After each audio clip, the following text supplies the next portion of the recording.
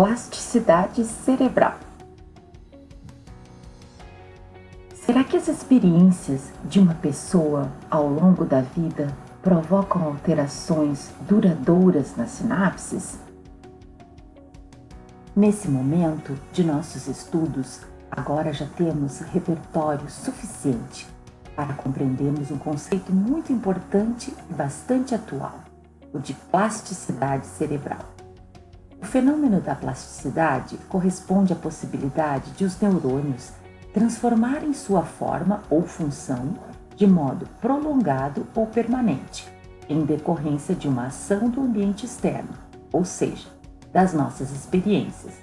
O sistema nervoso modifica sua organização estrutural e funcional em resposta às nossas experiências, desde lesões traumáticas destrutivas até os processos de aprendizagem e memória. É um fenômeno constante e marcante, que ocorre em todos os momentos de nossa vida. Ou seja, a neuroplasticidade do nosso cérebro também ocorre a partir das ações externas e estímulos ao longo do desenvolvimento humano. Esta neuroplasticidade cerebral, então, é a capacidade do nosso cérebro de se adaptar a mudanças por meio do sistema nervoso. Podemos dizer que é uma reorganização dos neurônios e dos circuitos neuronais, por meio de novas aprendizagens e vivências diferenciadas. A partir do momento que os padrões de experiência são modificados, o cérebro, por meio da neuroplasticidade, é capaz de modificar-se de forma estrutural e funcional.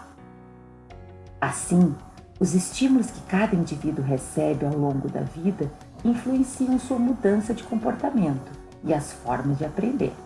Isso frente a qualquer novo conhecimento, quanto também a superação de dificuldades. Vamos agora compreender as várias formas de plasticidade que existem: neurogênese, neuroplasticidade do desenvolvimento, neuroplasticidade após lesão cerebral, neuroplasticidade decorrente das experiências de vida.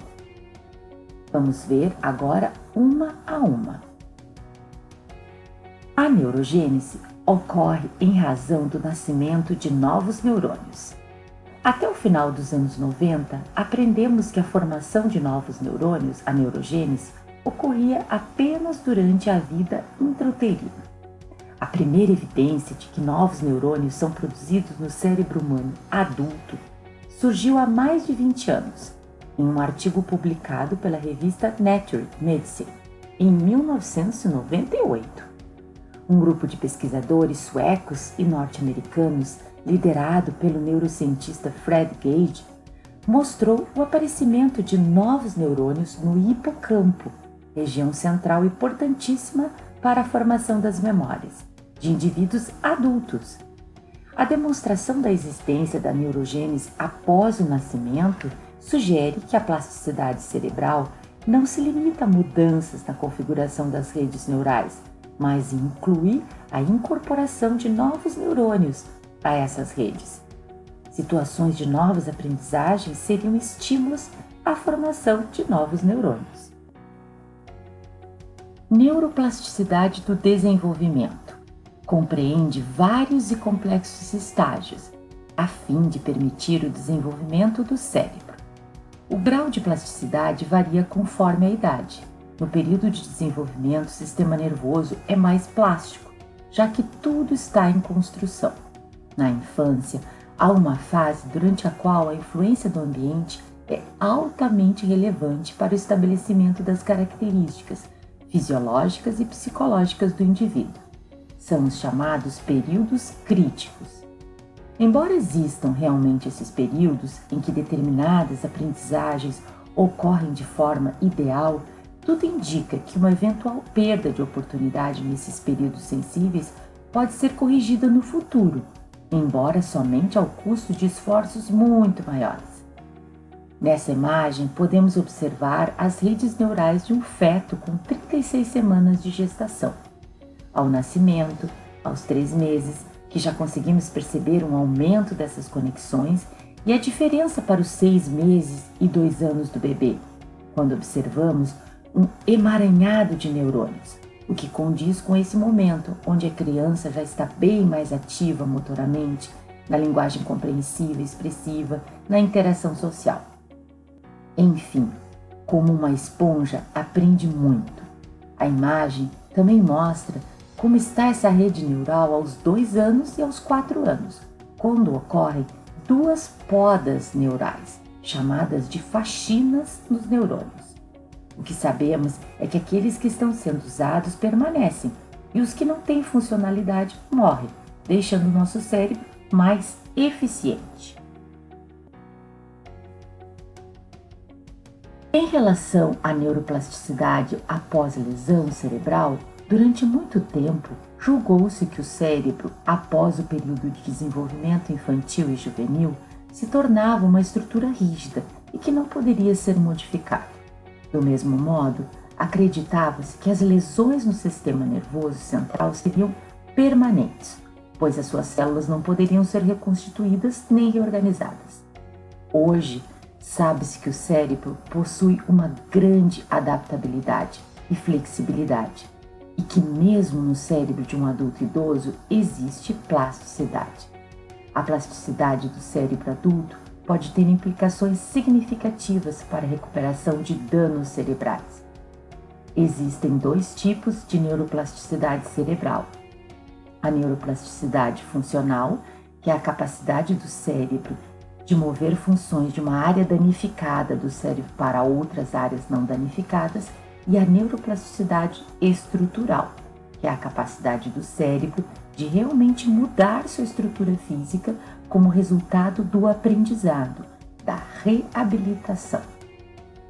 Em relação à neuroplasticidade decorrente das experiências de vida, o nosso cérebro se reorganiza para atender aos novos desafios e aprendizagens e modifica as conexões neuronais, fixando-as na memória. Com cada nova experiência, o cérebro muda de alguma forma. Quando nós experimentamos um evento ou aprendemos uma nova habilidade, novas conexões entre os neurônios são formadas e conexões que não são mais necessárias são eliminadas. Essa reorganização das vias em nosso cérebro acontece a uma velocidade espantosa quando somos jovens e rapidamente adquirimos novas informações. Mas o cérebro dos adultos também são plásticos em certo grau. Neuroplasticidade e aprendizagem. Neuroplasticidade é a propriedade do cérebro de modelar, adaptar ou auto-organizar suas conexões neurais em reflexo às novas aprendizagens. A capacidade de aprendizagem de cada indivíduo é deliberada por questões genéticas e ambientais, ou seja, mesmo que as características genéticas não sejam favoráveis, um ambiente com estímulos adequados, aliados ao esforço intelectual do indivíduo, refletem na plasticidade do cérebro e nas capacidades cognitivas desse sujeito. Um meio importante que favorece o amadurecimento do conjunto de circuitos é o ambiente, pois os estímulos beneficiam a formação de novas conexões, oportunizando a aprendizagem ou o surgimento de novas condutas. O treino e a aprendizagem podem levar à criação de novas sinapses e à facilitação do fluxo da informação dentro de um circuito nervoso. A aprendizagem pode levar não só ao aumento da complexidade das ligações em um circuito neural, mas também à associação de circuitos até então independentes. É o que acontece quando aprendemos novos conceitos a partir de conhecimentos já existentes. Refletindo sobre a neuroplasticidade no contexto escolar em estudantes com deficiência, entende-se que existe a real possibilidade do professor ensinar e o estudante aprender. Porém, os recursos e as metodologias devem ser diferenciados. O conhecimento da capacidade plástica do cérebro é indispensável para profissionais que trabalham com o processo de desenvolvimento de funções cognitivas de seus alunos, essencialmente para aqueles que demandam maiores investimentos pedagógicos, como é o caso de alunos com deficiência. Um dos impactos ocasionados pela compreensão dos mecanismos de neuroplasticidade, é a percepção do potencial de aprendizagem apesar da deficiência. Assim, no contexto da educação especial, o educador torna-se um profissional da reabilitação cognitiva, atuando na reorganização neurocognitiva e favorecendo o desenvolvimento. Quanto mais ativa uma rede sináptica, mais forte ela se torna e, portanto, mais facilmente será novamente ativada, o que significa plasticidade dependente de atividade. Isso é o que ocorre neurocognitivamente quando aprendemos algo. A neuroplasticidade molda a estrutura cerebral através de variáveis ambientais. As mudanças estruturais no cérebro podem ocorrer por meio da aprendizagem, levando à reorganização de redes neuronais. Essas modificações são mais percebidas em casos de alterações na estrutura ocasionadas por condições clínicas, sejam elas de causas orgânicas ou adquiridas, subjacentes aos transtornos do neurodesenvolvimento.